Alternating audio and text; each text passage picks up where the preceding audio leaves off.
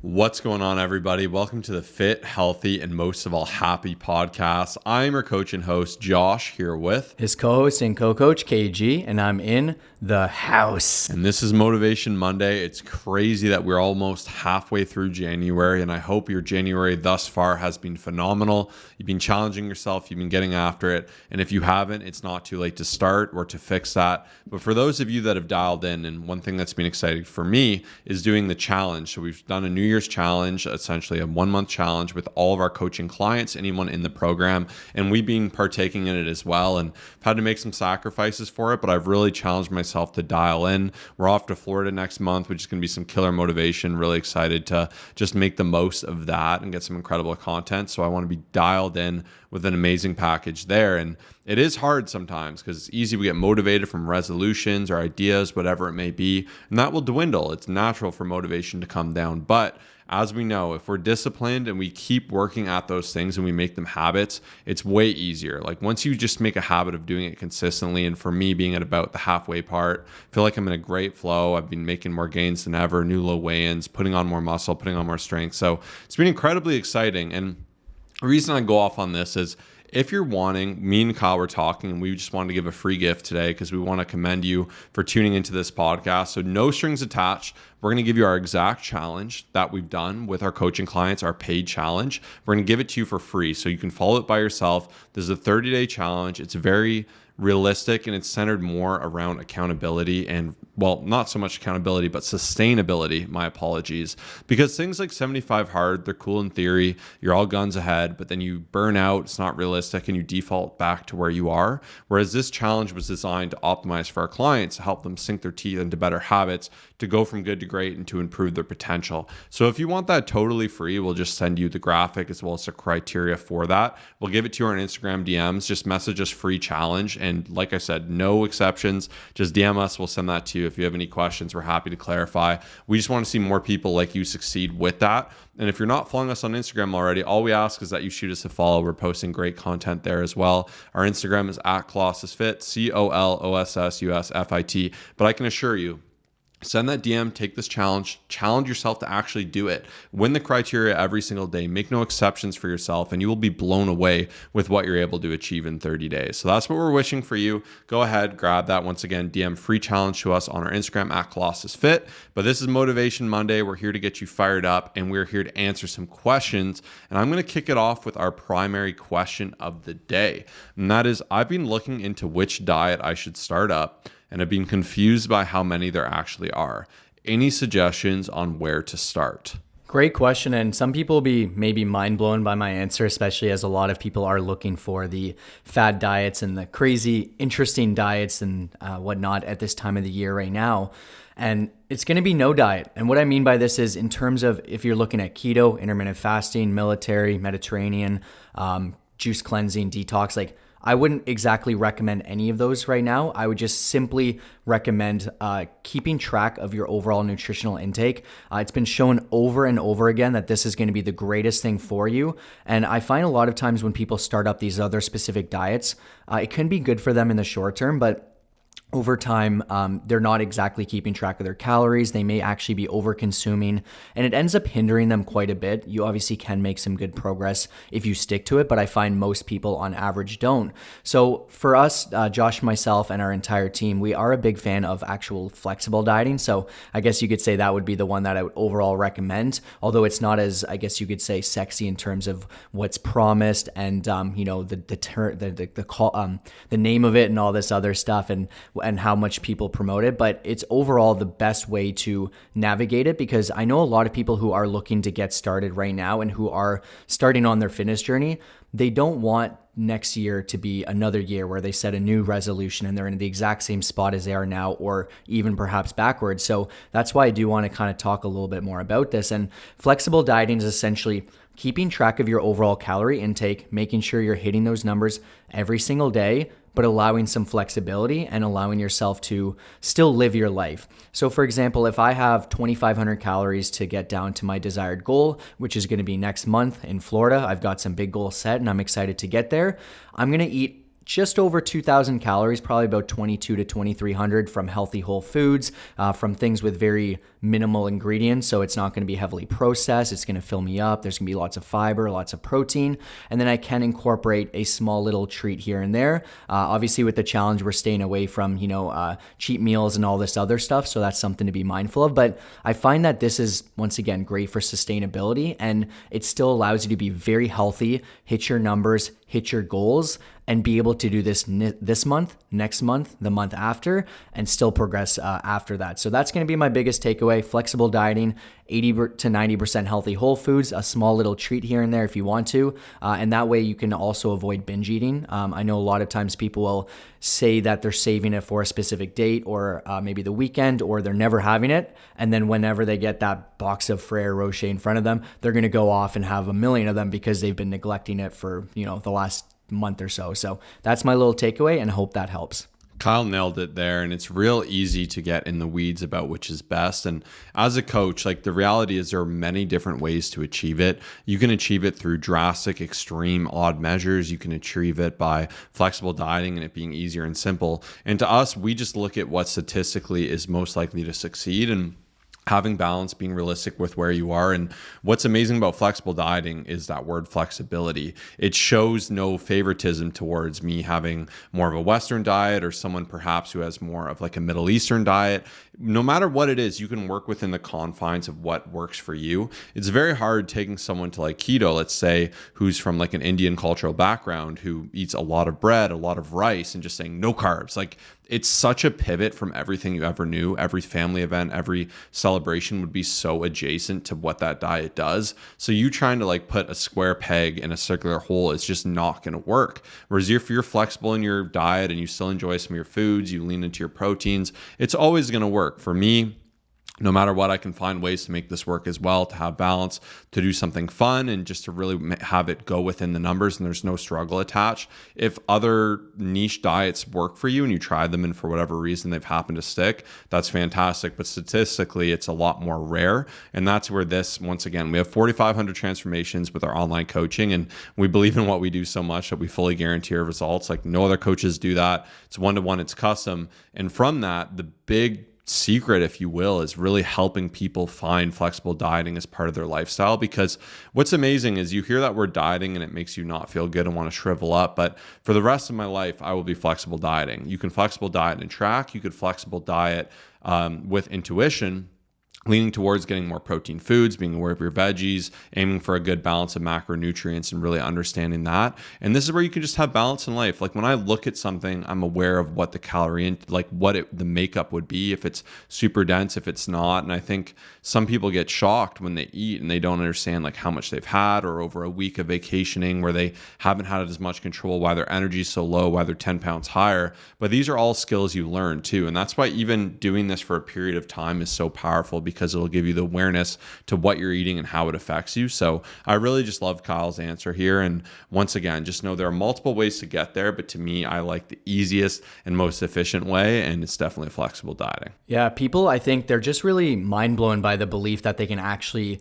incorporate a fun food into their day and still see great progress. Like, I've talked to numerous people who are just like, they think there's absolutely no way. And once again, it's not saying, hey, go out there and have cookies and bags of Skittles. Like, that's not the point at all. Like, you need to hit your calorie intake. You need to hit your protein, your fiber, be satisfied from all the food. But if you did say want a 200 calorie cookie every day for the rest of your life, and you're in a deficit and you're eating well, you can still see great results. And it is a pretty mind-blowing belief, right? Because we're always preached that, like, you, even right now, if I go on Instagram or TikTok, it's just like everyone's just eating steak, eggs, and avocado on a cutting board, though. That's all they're doing, and they're having that multiple times a day, and they can get towards their goals with that. That's no problem, but it's very few of them that are going to be able to do that and stick to it. And, next day you're driving to Florida like us, we're going to be driving there. It's like, how are we going to make this work? And it's more about fitting it in. And to be honest, the diet that you can follow, like the easiest and most consistent, is the one that is going to be the absolute best for you. I just know so many people set great goals, great ambition. I'm going to do this fast for the next little while. And it's like, no, it's not going to stick, and you're going to unfortunately go backwards. So the best diet is the one you can do consistently, and I stand behind it, and I firmly believe it. Yeah, and the beauty here too is within flexible dieting, there's also a thing that we used to love, and it was called IIYFM. If it fits IIFYM, if it fits your macros. And this was the early version of flexible dieting. And what's tough is you're getting all these shredded YouTubers that were just looking absolutely phenomenal, just having protein powder and Pop Tarts. And once again, like this always blows people away because people naturally, when I get new people and I talk to them about fitness and nutrition, they'll say, obviously, like I just need to stop eating sugar and I need to eat less carbs and everything's going to be perfect and I'm going to look like you in a week. And unfortunately, the reality is it's very much an input output type situation, right? Like, and going to a financial example, it's like if I stop spending on Starbucks, like that's not going to change if you're spending thousands of dollars more than you actually earn every month. You're going to be in a deficit nonetheless. So that's where actually looking at these total numbers is so important. If you know how many calories you eat, theoretically, I could eat McDonald's, eat below my caloric amount, find ways to utilize protein in it and look really shredded, actually be in a deficit and lose fat.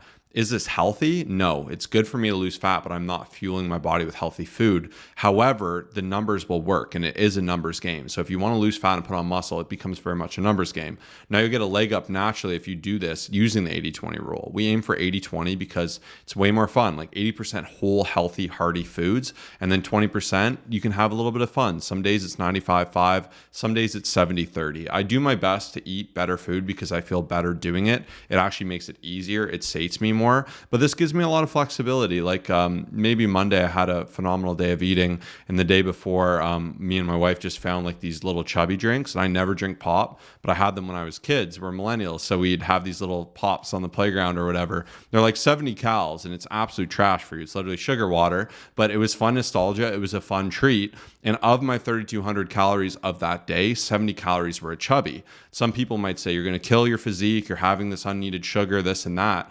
I'm not going to argue it's better than for me, but it was fun. It was a fun treat. I'll probably never have one again in my entire life, but I can fit it within these numbers with no remorse, still look phenomenal, see progress, have net healthier foods, and not feel like I need to have a cheat meal and just go so bananas. So I just wanted to let you into some of the thinking of that. And that's where tracking your calories and pairing that with flexible dieting is like the ultimate power of like guaranteed success. Yeah, it's changed my life for the better, like I've talked about in the past. And I just, small last note here is I just remember I used to struggle so much thinking like I would wake up and cook the healthiest, craziest, food with 100 grams of protein to start. And I remember I would get so down on myself whenever I would have like that unhealthy food and I feel like I need to start over again. I would go to the gym and do endless cardio. And I know so many people struggle with this. So really, one big thing is having that support system when you go to do through this, because it is challenging, right? Because you're not sure if like what you're doing is right and if like the numbers are right. And we're always happy to support. If you ever have any questions as well about flexible dieting, about the proper workout routine, just anything at all, we're always happy to help on Instagram. We respond to every single message. And, there's some things that we've done that have just changed our lives for the better. And like I said, for me, it's been flexible dieting because I was so confused like years ago until I started learning about it and trying. And I'm like, man, this is just so amazing because I feel like I could do this for the next 60 years, which like, to me is a great satisfying feeling where I know some people are like, I can't do this for the next like 6 hours or 6 days or 6 minutes. It's like, it's not fun. It shouldn't be like that. So we're here to support you. Just message us at any given time and we're happy to help. All right. And now we're going to go ahead and jump to the next part of our podcast here, which is where we share a quote that we liked and some thoughts behind it, the week, all that exciting stuff. So I saw a video on Instagram that was really cool, and I didn't actually realize that the quote was actually like something known as Hanlon's razor. And I thought this was really, really good. So what he had said was, don't attribute to malice what can be attributed to ignorance. And I think this is a really great quote to remember because it's so easy when someone cuts you off on the highway to get mad at them, to think they're directly doing it to hurt you, to want to scream back at them. But sometimes people just didn't notice. They're in their own world. It's funny. I was complaining to Kyle because one of my neighbors just pulled out and almost hit me, right? But like, I don't know their full situation. Maybe they're rushing to get their kid who's needs to go to the hospital or something, for all I know. So I think it's a general good rule of thumb to actually probably live a little bit of a happier life and not just to automatically get mad with people. And the example from the video where I learned about this quote and then I Googled it after, it was just someone walking in the frame of an interview they were doing, and the guy just whipped out this quote, and you could just tell, like, wow, like, this is deep. And he's like, you're just trying to live your life. People are trying to live their life. Sometimes people make mistakes. It's better just to forgive them and assume they're ignorant to it and they're not actually trying to be malicious and hurt you or make you feel bad. So this is something I need to clearly continue to remember, even as I get this real life example. But there's just so many times in your days where you can naturally get mad at people. Like, even someone's in the change room, like, people take up way extra space, or people taking 4 machines. And sometimes things can annoy you too, but also sometimes these can be opportunities to inform someone on proper etiquette, or like try to have a discussion. And some people will be unreasonable. Some people don't know what they're doing is even bad. So I just thought this was a pretty intriguing quote for today. Very well said. I think I need to remind myself of that quite often as well. So I'm glad this quote was brought up here. And my quote for this week is, "What you don't change, you choose."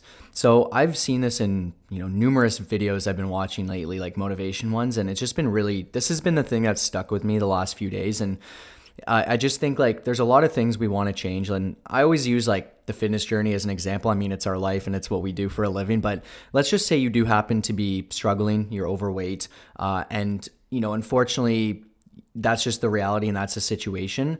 If you consistently don't put in the action to make that change, you're deciding to choose that. And it's a bit of a hard reality for some people to hear, even myself. Like, I like this quote because I can think of so many different things in myself where I can call myself out and force myself to be better, right? And, if, for example, something small, let's just say my bench press is super weak, I've been skipping it here and there, I'm not following a proper bench press program. We're going to be talking about all this stuff after. I'm choosing to have that bench press the way it is. I haven't put in the work. I haven't said and reached out to someone to help me with it. I haven't tried to fix my form to make sure that it's going to be better. I know it's a bit of a different example than the overweight one, but the point is that whatever we have in front of us, the situation, the way that we interact with people, our relationships, our health, our finances, like, the situation that's in front of us is what we've chosen at that current moment, and we can choose to make it completely different if we decide to and if we want to. So yeah, I think it's so easy to complain and just be like, oh, it's the way it is, and life sucks, and like just get down on whatever's going on. But hey, it's complete control in your hands. And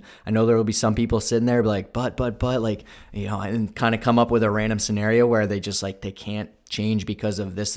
But if you're just looking for those excuses, unfortunately, you're always going to be looking for them. So it's a deep quote, and I hope that resonates with you. Yeah, you can blame your circumstance, situation, or take responsibility and look at how you can get in front of it. I showed out Dominique last week, but this immediately came to mind. She said she was monitoring the snow report because she knows sometimes it'll get really bad and she'll get snowed in and it'll be impossible to go to the gym. She's like, I'm getting them done earlier in the week while I know I can, just in case I'm not able. And I love that example because it's so easy to just skip Monday, Tuesday. So I'm going to finish my 5 days later. There's a snowstorm coming. You don't even pay mind to that. Like, obviously we can't be monitoring the weather all the time, but just taking a little bit of responsibility here too, instead of, oh, I got rained on. Next time it's like, I should have an umbrella with me. Like, just the more you can take ownership to things, the more you feel in control. And I talk about this all the time, so I'm not going to go more in depth, but that was an incredibly great quote. And as we jump into what has us excited or intrigued, I was just reflecting even on some things I've done that have been really powerful. And I remember I saw some piece of content. This was before me and Kyle had a car. We used to take the bus. I used to take the bus like 3 or 4 hours every single day to get to school, to get to my then girlfriend's house, meet up with Kyle to do stuff. And then I also worked a couple of jobs. It was a really busy time of life. And then from our taking the bus, me and Kyle actually got, well, he had a car first, and then we got motorcycles, which is pretty funny. But I remember seeing, they said, if you want a clean car, anytime you leave that car, take out any trash or anything that's in there so it doesn't pile up. And I remember saying that to Kyle, and we did that with his car. And then when I eventually got a car, that's something I've done and always done. And I've continued to have an exceptionally clean car from just a simple rule. I guess tidy is better than clean. We're not necessarily vacuuming it out here. But the general rule of thumb is, like, it's just so easy to leave that pop can, some random bag, some novelty thing. You go to a fair, you get a stuffy, you can leave it in there. So it's just funny how me consistently putting that into practice has been such a benefit to my life, because clean space just feels nice. It's kept my vehicles nice when other people come in. There have been numerous benefits. So with that in mind, I really do like a tidy space, a clean house, and I've been working on it. So easy to take the recycling and put it near where it needs to be instead of just putting it in, or taking the garbage and leaving it on your counter instead of just putting it in the garbage can. Like when things are so close, but it's amazing because you do that with 10, 20, 30 items and it really slips away from you. And then you get all this stress of like, I need to tidy, I need to clean my house. So I love that example of just doing the small thing, doing it when it's appropriate, like put stuff back to where it needs to go, like put it in its home, throw out your garbage, fully commit to like just getting rid of your recycling. So really random fun note, but I figured this would help someone hopefully who wants to take on this challenge. But you do this consistently, it becomes habit. Whereas one thing I'm guilty of, and I'll call myself out, is I'm really bad at just putting dishes in the sink instead of actually just putting them in the dishwasher. And it sucks because it does create extra work later, and that's something I can work on. But this is another great example where your sink gets overflowed because you could have just taken an extra 2 seconds. But oftentimes, if we set a higher standard and we normalize it, it's something we'll consistently do, and it'll make a difference for yourself and for others. So into the new year, I just think it's a fun, tiny thing you can make a habit of doing that will improve your quality of life. Yeah, I'm thinking of so many things right now as Josh is speaking, and I know he has written down here, how you do anything is how you do everything. So I'm stealing that from him because I have a video I want to make, and it's like me taking a 45-pound plate and putting it at the top rack where like the 2.5 and the 5 pound should be, and then taking really heavy dumbbells and putting them where the small ones should be, and just like doing stuff like that. And kind of got me thinking about even last week, it was freezing cold here, and it was like grocery shopping. I had my baby, I actually had a shopping cart as well, and I'm like, I'm going out of my way. I park really far to make sure no one hits me as well. And I'm like, I will put the shopping cart back because it's going to cause someone else to have to deal with it, and it could roll into another car. And it's just like, it's easy to kind of overlook little things, but at the same time, I just think like if you're always trying to just be the best version of yourself, and you are actively like thinking of other people as well, and even with gym etiquette kind of being a thing this year for the new year and whatnot, it's just like, just be the best version of yourself, go that extra step. Like you always feel better from it. Like it'll help other people, but even yourself, you feel better. So I thought that was really well said too. One other thing I have here is just, once again, like if you are new, and we're so happy to have you here, like our goal is to change your life for the better, fitness, health, happiness. And we're just happy to have you like in the gym. Like it got me thinking, because I saw recently and I made a video on it, just someone kind of putting down those who are learning in the gym, taking up extra space, filling it up. And she's just really being rude and putting people down in terms of just like, oh, you're not going to be here next month. So like just saying really rude things. And it's the odd person, like there's one out of every million people who are like that. But at the same time, like we are happy to have you here. Josh and myself being in the gym for, 13 years now and whatnot. Like I think it's so awesome to see new faces, people trying to reach their new fitness goals, and we totally respect it. So, if you're ever uncomfortable as well, we try to provide as many resources. Like our YouTube, for example, we'll link down below. There's 120 form videos, so you can feel more confident when you watch how to leg press and you see we've made like a couple of them, and you go into the gym and you feel so much more confident. Like that alone will help you in your journey. So check that series out. Message us once again. We're always happy to help. Any questions, there's no such thing as a bad one. So we're happy to have you here. Real quick client shout out time. We have to shout out Richelle, who has lost 40 pounds within our program. Originally, she just wanted to lose a quick 10 pounds, and she's just absolutely crushed it. She's got her wedding coming up in 2025, so we're excited to just be part of that, help her get ready, help her walk down the aisle and feel her absolute best. The best part is she actually joined for our summer challenge last year, and I always think of the quote, you're one decision away from a completely different life. And even just for her reaching out, joining that challenge, it's just like now she's in such a completely different situation just because she took that leap, because she decided to message us and join us and take us up on our offer. And once again, like you have so much capability this year to do some incredible things. All you have to do is get started, get some accountability, of course, will always help. And even once again, like we're going one step further to give you this free challenge. all you have to do is message us free challenge on Instagram. We will send it over. And I do believe that every little habit that you begin with, all the tips that we have, everything that we have going on, it can completely change your life for this year, for next year, and for the rest of your entire life. So don't miss out on taking us up on that. Shoot us a message and we're happy to send it over. But awesome stuff, Richelle, and we're so happy to see her overall progress. Huge shout out there to Richelle. I always like to say I love to progress. I love the feeling it makes me, but nothing makes me feel better than helping someone who is struggling succeed and continue to succeed and navigate life. All the time, me and Kyle used to joke that it's so hard because for weddings, everyone will spend all this money on flowers, special clothing, upgraded this, upgraded that. It gets absolutely crazy, but hardly anyone will actually actively invest in themselves. And that could be some self-doubt. That could already be overwhelmed from other things. But doing this is going to be the best gift she can give herself for that wedding, because the confidence that comes from it, looking phenomenal on the big day. Like, a lot of these things are artificial where we just put all these extra things on, but it's absolutely great when you're not only looking it, but you're feeling fitter, healthier, and happier. So huge shout out to Richelle for making that investment herself and continuing to succeed. So now we're going to jump into our second question of the day. I hate calling myself out like this, but I find I go to the gym just to show up and say I was there.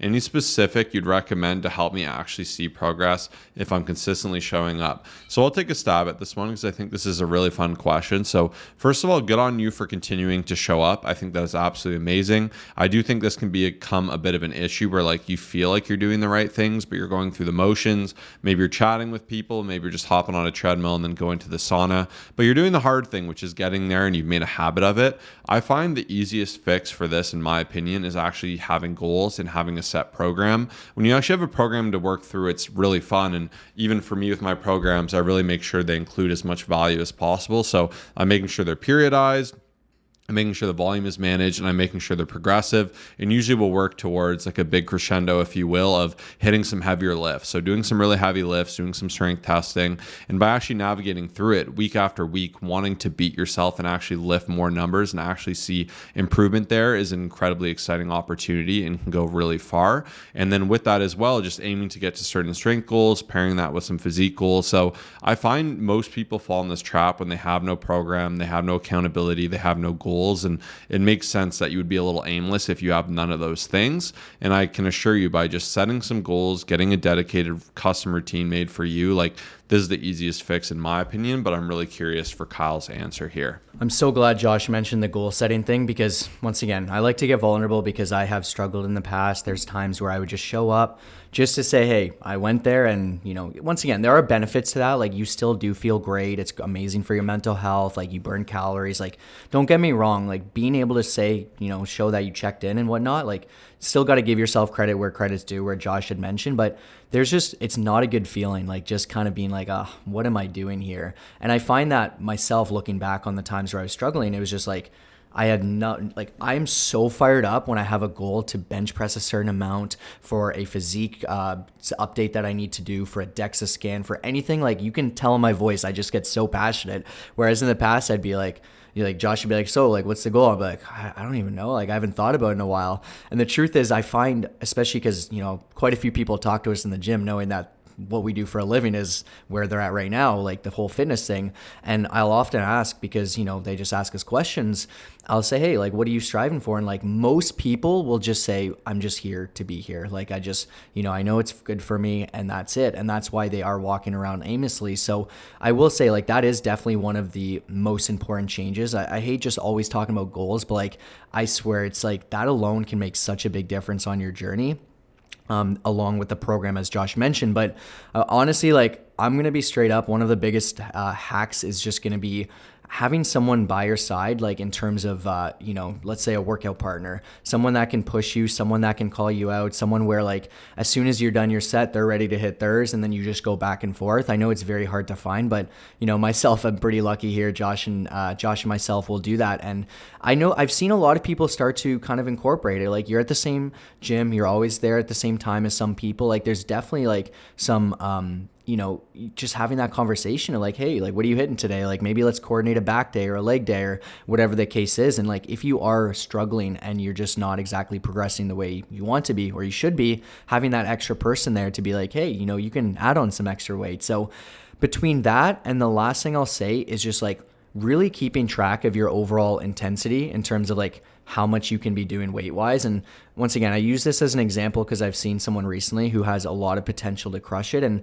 she has a lot of self-limiting beliefs of how, like, even I handed her a couple heavier dumbbells and she's like, I've never done more than 5 pounds. I'm like, well, you can do 10, you can do 15. And she was mind blowing to see that she actually could. And it's really addicting to see your strength go up. But I find like, especially as I was explaining the RIR principle, which is reps in reserve, most people don't actually think about that. They don't even know what that means. So for example, like most exercises, you should be pushing yourself not to failure, but like 2 to 3 reps, like you can do afterwards. If I were to say, hey, you need to do it, you could do it, but not 10 reps left in the tank, or you shouldn't, once again, always be going to failure. So that alone of the principle of like, I'm going to really push myself to the point where like, if I try to do more, I can do a bit more, but that's it. And when I started to explain it, you could tell she was like, wow, like I have so much more capability. I can lift more. Like I've never done these weights, and it starts to feel really good. So go in with that expectation that you can lift more, keep your form nice and tight, gain that confidence from watching those videos like we said, and it can help you a lot in the gym for sure. Yeah, and I think the big takeaway here is some metric of challenge. And it's funny because usually we see challenge as a bad thing, but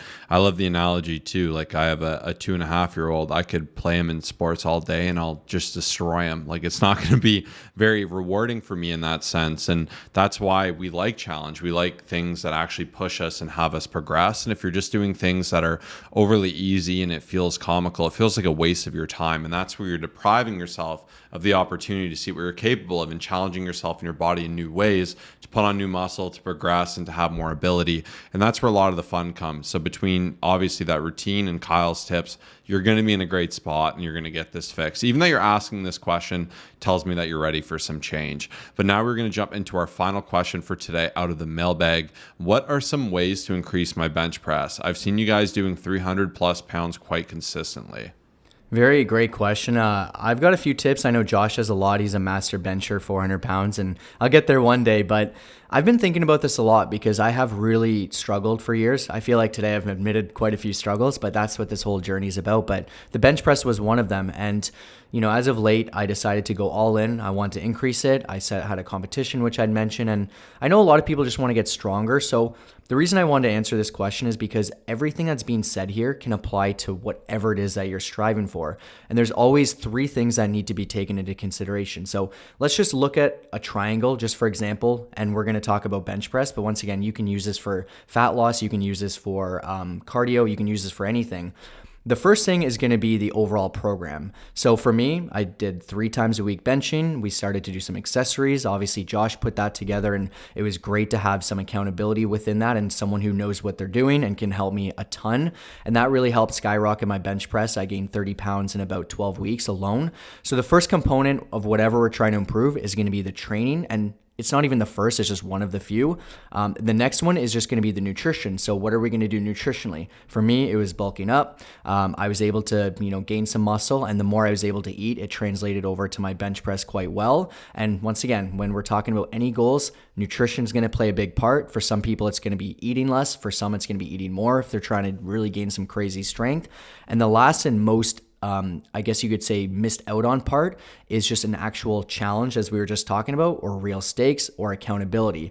So a lot of times people will do well with their nutrition, they'll do well with training, but then they don't have any of that extra stuff. So for me, being able to have that one-on-one challenge against someone where I knew I was going to compete with them on a certain day, it was just real accountability. Like every single time I would go into the gym, I would think about it. So this could also be applied to anything that you're trying to do, focus on the nutrition, focus on the training, and then focus on the external accountability, challenge, real stakes, anything like that. And it can help in so many different ways. But that's what helped me, and I wanted to talk about today. Yeah, it was incredibly well said, and you can get really in the weeds for this. So obviously, we've done a lot of powerlifting ourselves and won a ton of amazing competitions and helped other people with it as well. And most generally, like Kyle said, the easiest way is just to gain some weight, and that's going to help increase volume. Those are 2 very simple catch-all fixes. Obviously, getting in there, optimizing for form is going to be probably one of the other biggest fixes. So if you bench, let's say you have shoulder issues with a really narrow grip, the wider you get, the more it will help your bench, improving your arc.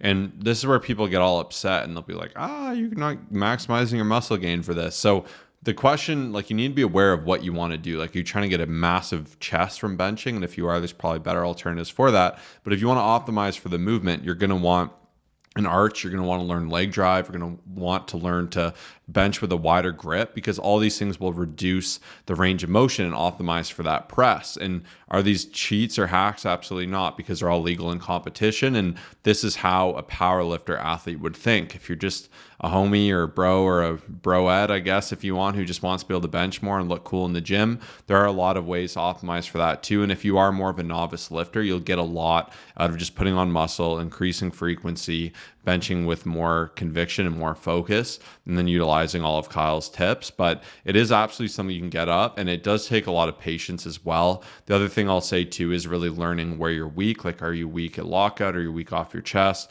Then you can also do specific movements for that. You can do more close grip, you can do pin press, you could do spotted press. Like, once again, you can get ultra in the weeds with this, but I think Kyle's more simplified tips are the better approach here. But if you are someone who's pretty strong, like, there are a lot of ways you can really optimize to get that going. And that's someone who's bench 400 not very clean and 395 very clean. So pretty happy with where I've got my bench with how lanky I am. So I'll take that. One thing I will say, last thing, is Josh mentioned form, and I see so many people wanting to get stronger and they're just not optimized for that. So leg drive, for example, like, they will lay down on the bench press. If I were to try to push them over, like, they'll topple over. Whereas, like, if you're trying to get stronger, you're going to drive your legs into the ground. Your heels will be planted. Your glutes will be engaged to that bench as tight as they can. Your back's going to be retracted, like your scapula, and you're going to be nice and tight. And, like, it just makes such a big difference because, yeah, once again, if you're just laying on the bench and you're just, like, pressing up and down and that's about it, and not really, like, driving through your legs, and your, back's not as tight, like, it's just going to be a very different story. I see so many people wanting to get stronger and then they're just not optimizing their overall positioning. So that's the last thing I'll say on that big, amazing question. So yeah, we want to thank you for tuning in with us today. I know we are midway through the month, but it's not too late to start a personal challenge for yourself, to hold yourself accountable to that. Lock in 30 days, see change. We're going to let you in on the criteria we provided our clients, as well as the image you can follow along and cross off as you go. So to get that from us, just message us, free challenge, DM us out on Instagram. We will take great care of you. Our Instagram is @ColossusFit, COLOSSUSFIT. We want to thank you for tuning in today, and we hope you have a phenomenal day. Peace out.